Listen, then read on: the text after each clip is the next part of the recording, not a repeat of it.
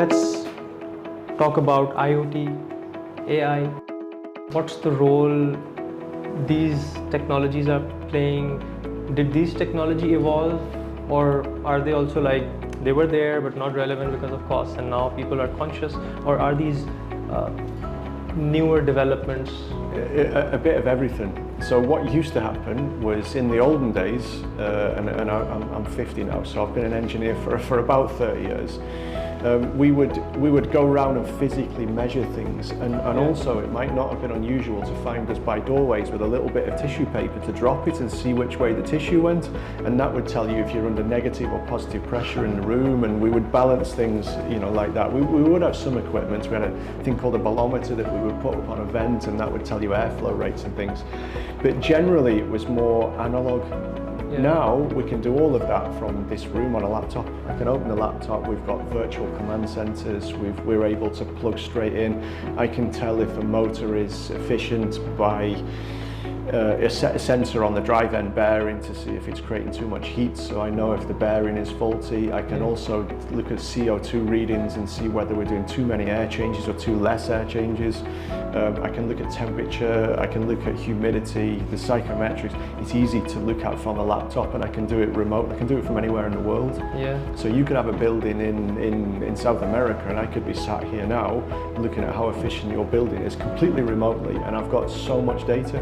It used to be that I used to have to send a team out to gather that data for me. So it's been an evolution of IoT and AI and those things, and as they become more and more accessible and available and cheaper, like now, $1 will buy you a sensor that, I don't know, 20 years ago would have cost you $1,000. And a laptop, I remember when laptops first became a thing and they were evolving so quick. Now they're so powerful that you can do a lot of things in a small space. The mobile phones are more powerful than the laptops. Yeah. Just yesterday I was looking at my mobile phone, so I never closed a single tab on my mobile phone. Yesterday when I just said, okay, maybe I'm using a bit of too much resources, and I just tried to, scroll back up. Okay, let me just, I keep them open for reminders, so I check something, I'll leave that there. So I just started scrolling up. I spent a considerable time just scrolling up, going to the top.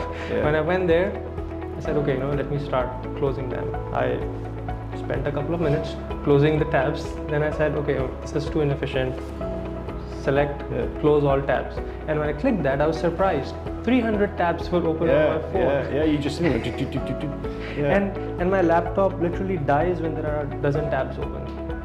So the mobile phones. Well, these apps are incredible, and we use apps quite a lot, so they're incredible. And we had a guy from Mumbai that designed an app for us.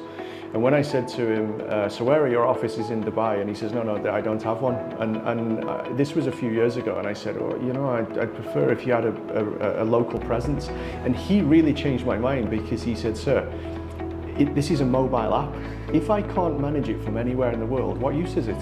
If I have to have an office next to your office, what's the point? And I thought it makes perfect sense. So these guys, they're operating from all around the world. They're creating these incredibly powerful apps.